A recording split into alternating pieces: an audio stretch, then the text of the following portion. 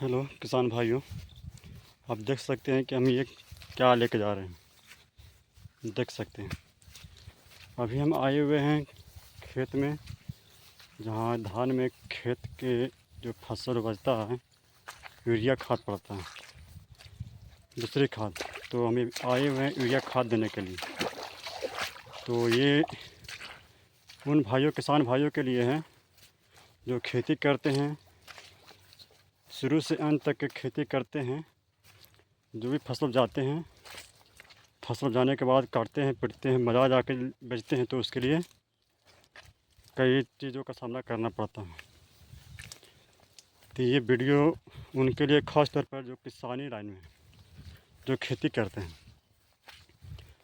तो मैं किसान भाइयों से आग्रह करूँगा कि जितने भी भाई लोग ये वीडियो देख रहे हैं, ये वीडियो खान सर तक पहुँचाएँगे, क्योंकि ये वीडियो ख़ास तौर पर पहली बार बना रहे हैं, अपना पहला वीडियो जिसमें मेरा वॉइस का उपयोग हुआ है।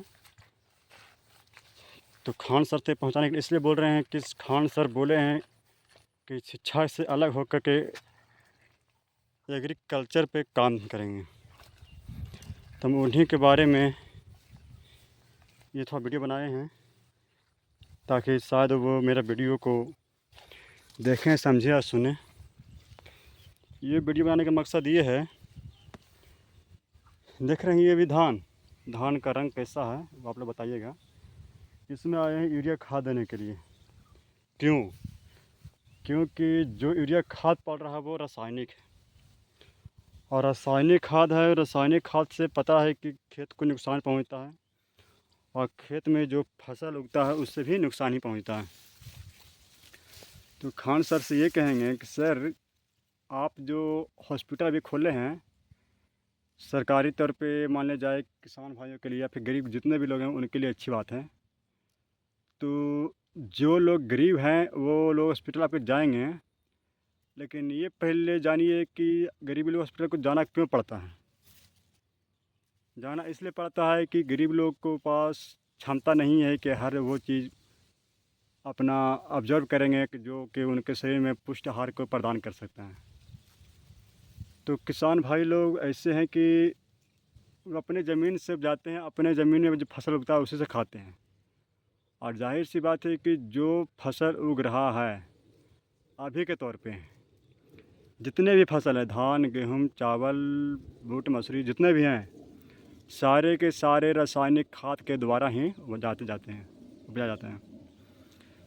तो इसके लिए जिम्मेदारी सरकार की भी है थोड़ा, क्योंकि अगर वो समय समय पे ज़मीन की मिट्टी जो है, अपने भारत देश की जो मिट्टी है उसका जांच करें कि कौन सी मिट्टी कितना उपजाऊ है, उसमें कौन सी खाद पाना चाहिए, कौन सी फसल में कितना खाद का उपयोग होना चाहिए। अगर ये किसान भाई लोग को तुरंत पहुंच जाए तो शायद किसान थोड़ा समझदार हो सकें और अपने खेत की सुरक्षा टाइम पर करें।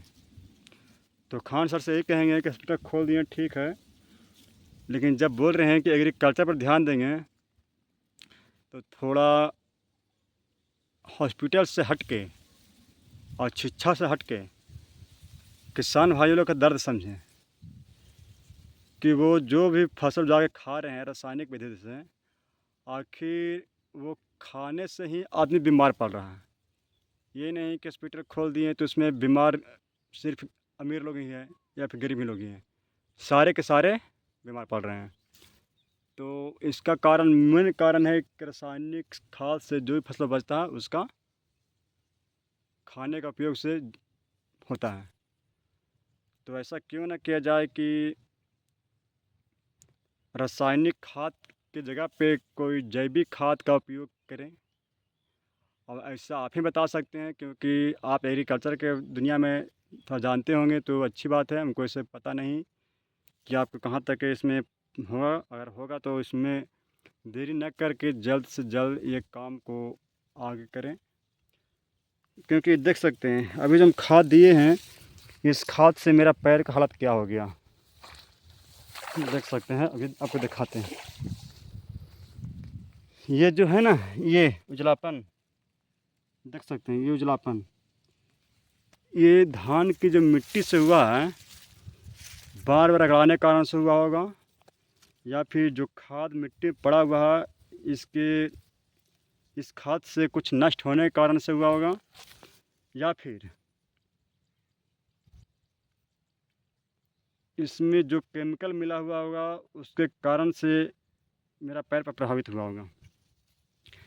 तो ये मेरा ही नहीं, ये हमारे देश की हर एक किसान भाइयों का हुआ होगा जो कि खेत में स्पेशलिस्ट खेतों में काम करते हैं। ये नहीं किसान भाइयों तो मजदूर के से काम करवाते होंगे तो उनको नहीं भी पता होगा, लेकिन उनसे पूछिए जो खेत में स्वयं आकर काम करते हैं उनका ये हाल कैसा होता होगा। और ये धान का जो फसल है ना, ये धान का देख सकते हैं रंग रूप कैसा है, जितना भी हरा भरा दिख रहा है ये सब केमिकल खाद के उपयोग से हुआ है। ये देख सकते हैं सारे के सारे। तो केमिकल खाद का उपयोग न करें, इसके लिए आपको फील्ड में आकर के आपको बताना होगा किसान भाइयों को कि आप इस तरह से खेतों में काम करें जिससे आप लोगों को क्षति ना हो। और जितना हम लोग खाद खल्ली का पैसा पूंजी लगाते हैं वो सारा का सारा हम लोगों का खेत से उपजा हुआ फसल से ही ला कर के लगाते हैं।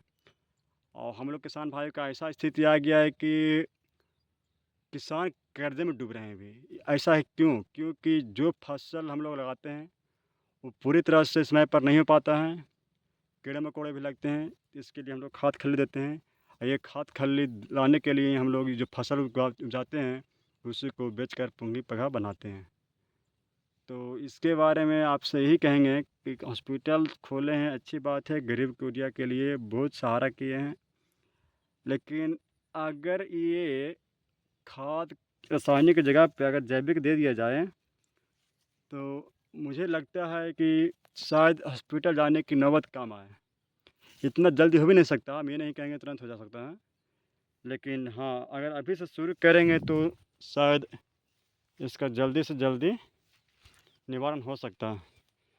तो खान सर अभी से आपको यही कहेंगे थोड़ा एग्रीकल्चर पर ध्यान दें,